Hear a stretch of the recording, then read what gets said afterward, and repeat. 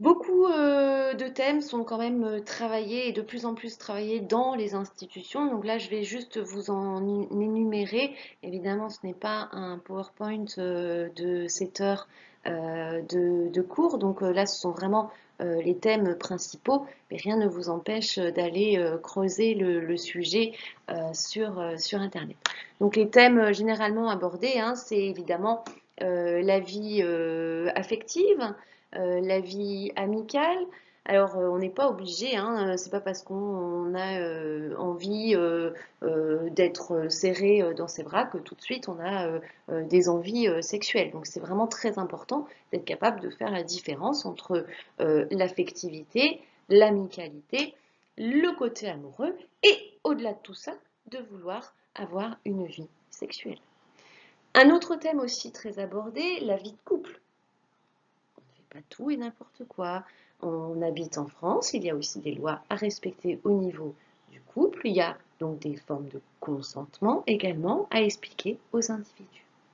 Tout ce qui va concerner la sexualité, comment est-ce que l'on met par exemple des préservatifs, comment est-ce qu'on entame un rapport sexuel, etc., etc. Tout ce qui va concerner la maternité et la paternité aussi vont être très abordés.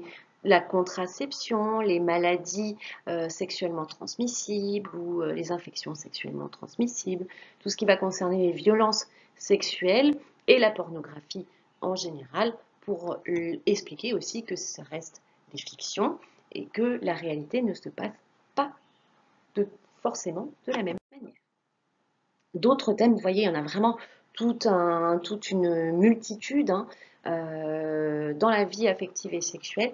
On va aussi étudier le corps, en particulier lorsqu'on travaille avec des individus dont le corps change, hein, comme les adolescents. Bah, c'est extrêmement important de comprendre que, ben oui, on avait le corps d'un enfant qui est en train de vraiment s'émanciper pour devenir mature. Donc ça, il faut être capable de l'aborder avec les individus. Tout ce qui va concerner les relations amicales, les codes sociaux. Les codes sociaux, c'est par exemple comment est-ce qu'on va rentrer en communication avec l'autre. On ne va pas forcément taper la bise à quelqu'un qu'on vient juste de rencontrer.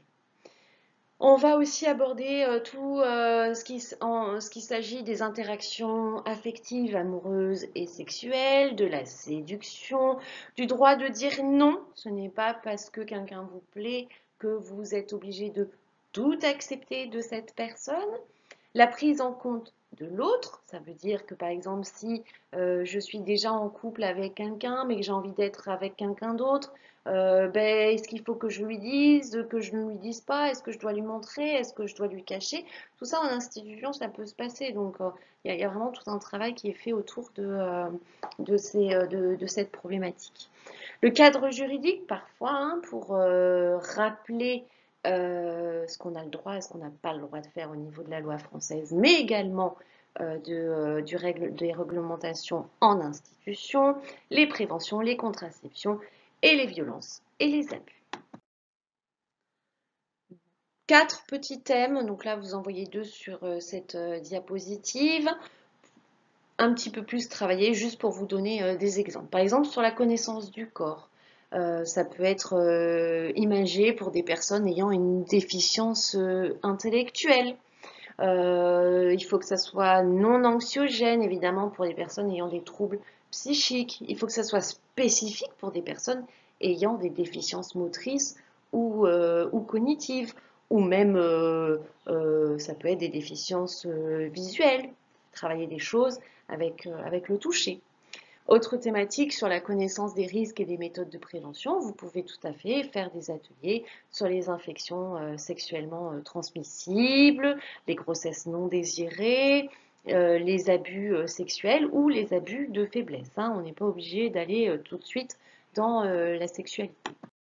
Les 2 autres thèmes, c'est la connaissance des droits. Ça va chercher à développer les capacités à faire respecter les droits et ses droits, comme par exemple le consentement. C'est aussi avoir une connaissance des recours en cas d'atteinte des droits. Ou à qui je peux m'adresser, comment est-ce que je peux faire, est-ce que je dois le dire, est-ce que je ne dois pas le dire. Dernier thème un tout petit peu développé ici, c'est la connaissance des codes sociaux dans le domaine de l'amicabilité, de la vie affective, amoureuse, sexuelle.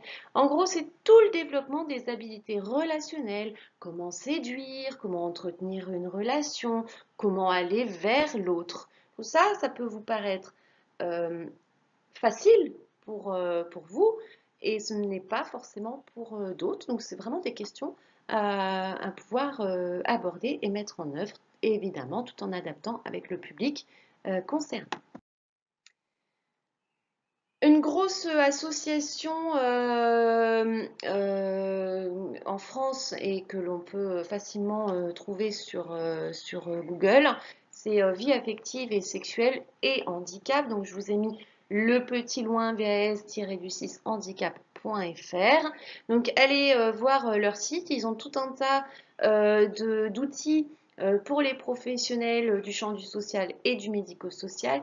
Ils ont aussi beaucoup de vidéos de prévention.